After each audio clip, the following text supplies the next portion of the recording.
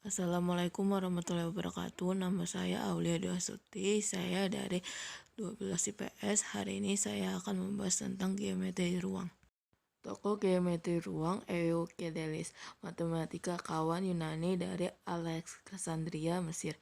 Ia juga disebut dengan Euclides dari Alexandria untuk membedakan namanya dari Euclides dari negara Euclides. Dikenal sebagai bapak geometri dan pendiri ilmu geometri. Selanjutnya, apa itu geometri? Geometri merupakan cabang ilmu tertua dalam matematika. Banyak ilmuwan zaman dulu yang telah mempelajari ilmu ini seperti Thales, Pythagoras, dan Euclid. Tiga tokoh yang berpengaruh dalam ilmu geometri dan karyanya telah banyak dikembangkan oleh ilmunya lainnya. Geometri juga memiliki cakupan yang sangat luas, saking luasnya rasa tidak akan cukup jika bahas dalam satu artikel ini. Oleh karena itu, kita akan mulai belajar dari yang sederhana dulu, yaitu geometri bidang datar. Selanjutnya macam-macamnya ada titik, garis, bangun, dan sudut. Contoh yang pertama ada titik. Bagian terkecil dari objek geometri disimbolkan dengan titik koma atas dan titik bawah koma atas dan diberi nama dengan huruf kapital A, B, O, dan sebagai berikut. Suatu titik akan menunjukkan posisi atau letak tertentu dari suatu objek. Selanjutnya, dua garis. Garis merupakan himpunan atau kumpulan titik-titik yang tidak berujung. Yang pertama ada sinar garis, yang kedua segmen garis. Yang ketiga, bangun jika beberapa garis saling berhubungan dan memenuhi syarat-syarat tertentu. Yang keempat, sudut. Daerah yang terbentuk dari dua sinar garis dengan pangkal yang sama. Ada derajat atau radian. Selanjutnya ada jenis sudut. Yang pertama, sudut lancip besar sudut antara 0 derajat sampai 90 derajat. Yang kedua, sudut siku-siku besar sudut 90 derajat. Yang ketiga, sudut tumpul besar sudut antara 90 derajat sampai 180 derajat. Yang keempat, sudut lurus besar sudut 180 derajat. Yang kelima, sudut refleks besar sudut antara 180 derajat sampai 360 derajat.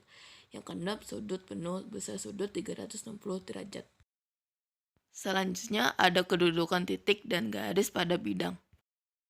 Yang pertama, kedudukan titik pada garis, misalkan terdapat garis AB dan dua buah titik X dan Y, maka titik X terletak pada garis AB dan titik Y terletak di luar garis AB. Yang kedua, kedudukan titik pada bidang, misalkan terdapat sebuah bidang datar B dan tiga buah titik X, Y, dan Z, maka titik X terletak pada bidang B, titik Y terletak di dalam bidang B, dan titik Z terletak di luar bidang B. Yang ketiga, kedudukan garis pada bidang. Yang pertama, dua garis saling sejajar terletak pada bidang yang sama. Jarak antara garis selalu tetap dan tidak memiliki titik persekutuan.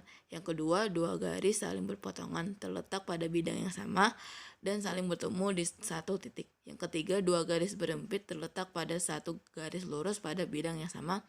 Yang keempat, dua garis saling bersilangan tidak terletak pada bidang yang sama dan tidak saling sejajar ataupun berpotongan.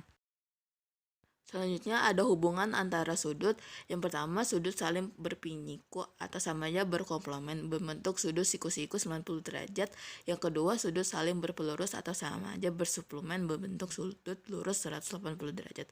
Yang ketiga, sudut saling bertolak belakang memiliki arah hadap yang berlawanan. Yang keempat, hubungan antara sudut pada dua garis sejajar yang dipotong garis lainnya.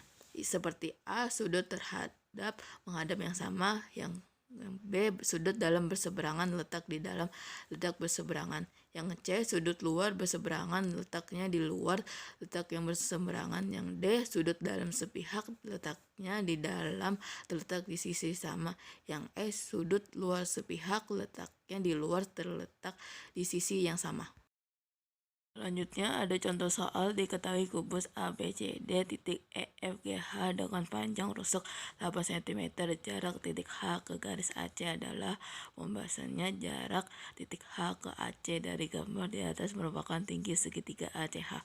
Karena segitiga ACH merupakan segitiga sama sisi di mana sisinya AH, AC, dan CH yang kita misalkan dengan X merupakan diagonal sisi kubus, maka titik segitiga ACH adalah T sama dengan 12 titik X akar 3 sama dengan 12,8 akar 2 titik akar 3. Jadi hasilnya 4 akar 6.